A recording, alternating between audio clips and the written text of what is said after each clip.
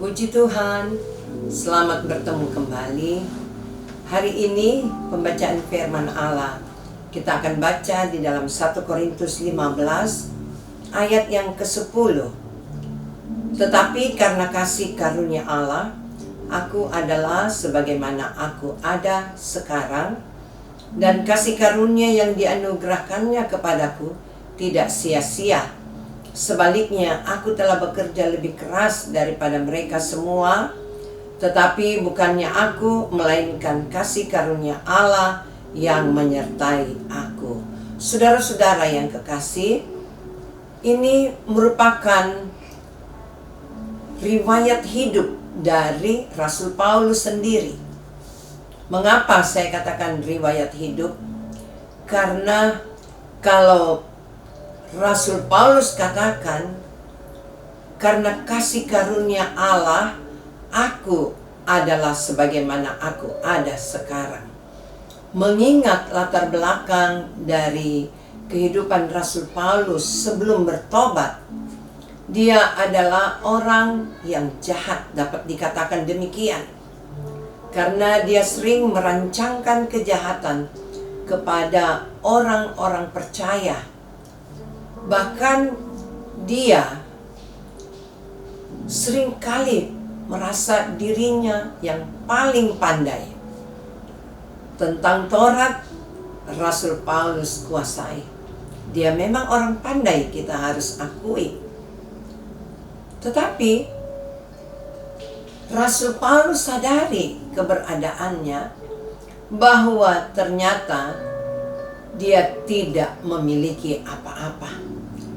Karena kehidupannya, nyawanya ada di dalam tangan kuasa Tuhan. Saudara, kalau kita baca di dalam Kisah Rasul pasal 9, itu merupakan ayat-ayat yang kita baca itu dalam pertobatan Rasul Paulus. Di situ saudara bisa baca bagaimana ketika Rasul Paulus bertobat.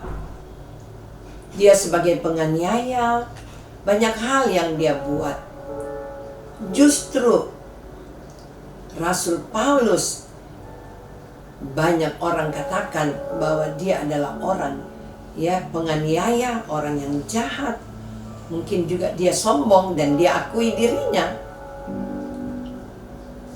Dan justru kehidupan latar belakang yang demikianlah Yesus panggil Rasul Paulus.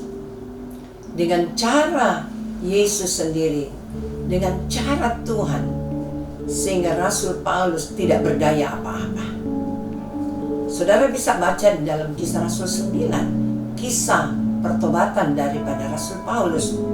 Nah, kalau Rasul Paulus katakan, karena kasih karunia Allah aku adalah sebagaimana aku ada sekarang, itu karena dia benar-benar alami keajaiban Tuhan dalam hidupnya. Dia tidak berdaya ketika ada cahaya turun, dan ketika matanya buta, dia tidak dapat berbuat apa-apa. Dan Rasul Paulus katakan kepada jemaat yang ada di Korintus, dan kasih karunia yang dianugerahkannya kepadaku tidak sia-sia. Kasih karunia yang dianugerahkan kepada Rasul Paulus tidak sia-sia. Mengapa dia katakan tidak sia-sia? Karena Rasul Paulus menghargai, menghormati kasih karunia itu. Kasih karunia yang ia dapatkan. Ada waktu yang diberikan kepadanya. Ketika ia bertobat sungguh, percaya kepada Tuhan, dia benar-benar menghargai, menghormati Tuhan. Dengan waktu-waktu yang ada, dia bekerja terus, dia memberitakan Injil terus. Dalam ayat-ayat berikutnya di sini, sebaliknya aku telah bekerja lebih keras daripada mereka semua. Bukan dia menyombongkan dirinya ketika dia bekerja keras. Dia bekerja keras di sini, dia melayani Tuhan dengan sungguh-sungguh. Dia melayani Tuhan, memberitakan Injil dengan sungguh-sungguh. Dia mau menebus waktunya yang sia-sia, waktunya yang dahulu itu sia-sia, tetapi sekarang ya tidak sia-sia.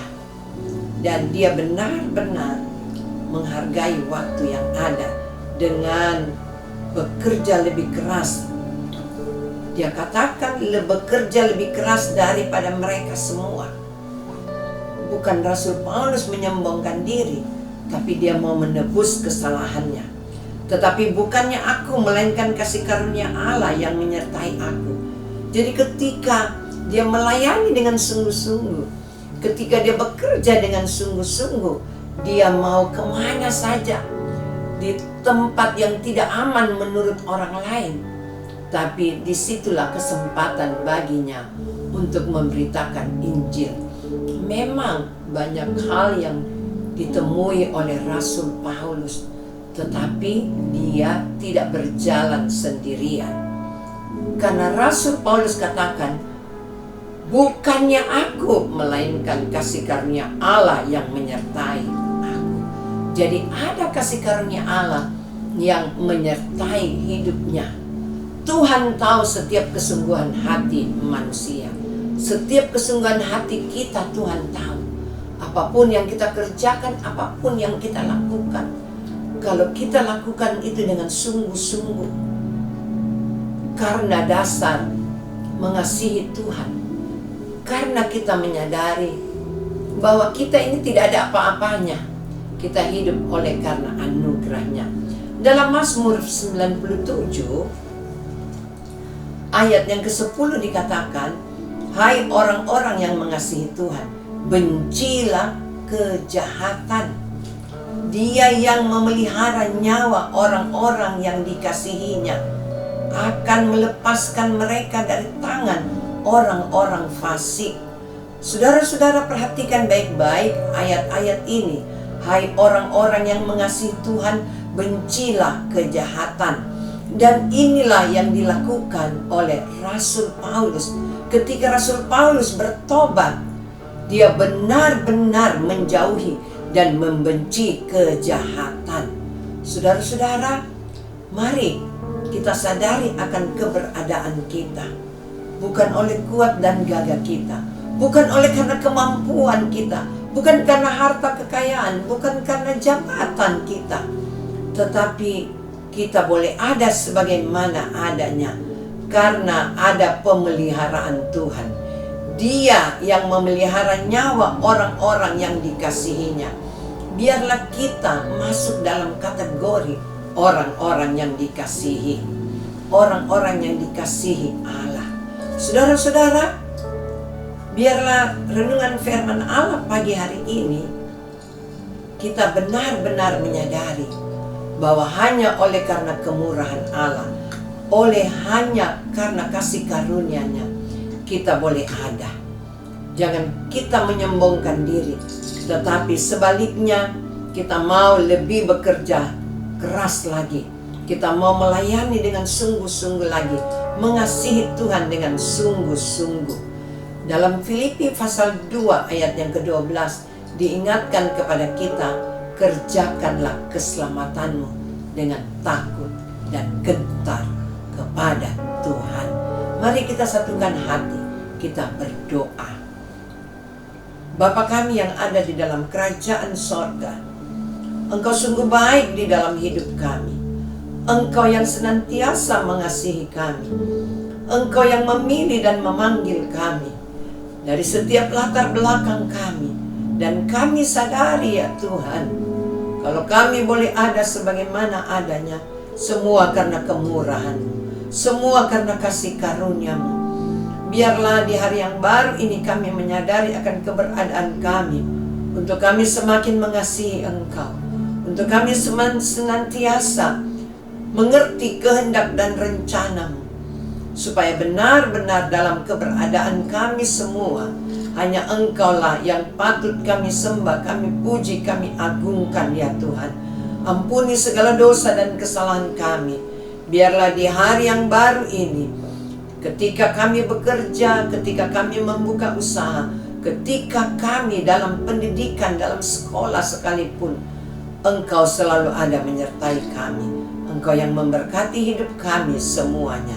Dalam rumah tangga kami, Engkau yang memberkati. Biarlah di hari-hari ini ya Tuhan, kami tidak sia-siakan waktu yang Engkau berikan kepada kami, tetapi kami mau lagi ya Tuhan hidup di dalam kebenaran firman-Mu. Di dalam nama Tuhan Yesus Kristus. Haleluya. Amin. Puji Tuhan. Tuhan Yesus memberkati kita semua. Haleluya.